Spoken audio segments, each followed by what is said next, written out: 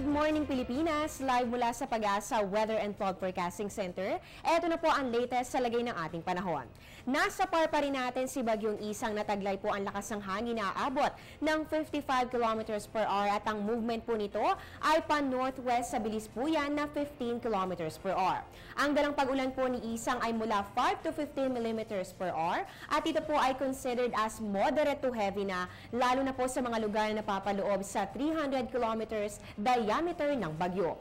Patuloy na palalakasin ni Isang ang hanging habagat na siyang magdudulot ng maulang panahon sa kanlurang bahagi ng bansa.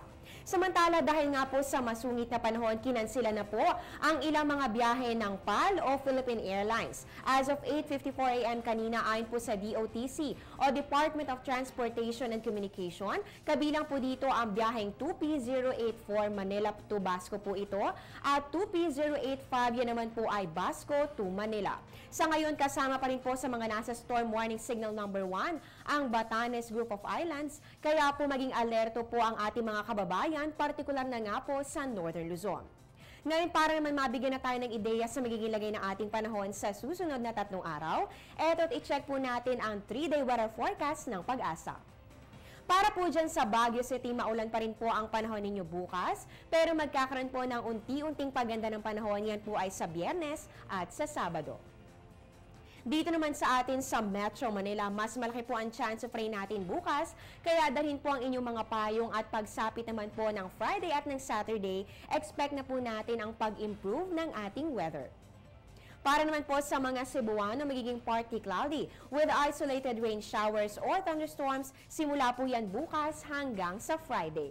At para naman po sa mga taga Metro Davao, good weather pa ang sasalubong sa inyo, yan po ay bukas at sa Biyernes, pero mararanasan na po ang mga pag-ulan pagsapit ng Sabado. At para naman po sa Zamboanga City, magiging bahagyang maulap po ang kalangitan na pwede pong magdala ng mga pulo-pulong pag-ulan o pagkidlat pagkulog simula po yan bukas hanggang sa Sabado. Magbabalik po kami matapos ang isang paalala. Download the Air 21 mobile app on your iPhone to avail of shipment tracking, rate calculator, and locations listing. Air 21 mobile app is also available on iPod Touch, iPad, Android, and BlackBerry. Know more about the Air 21 mobile app on air21.com.ph.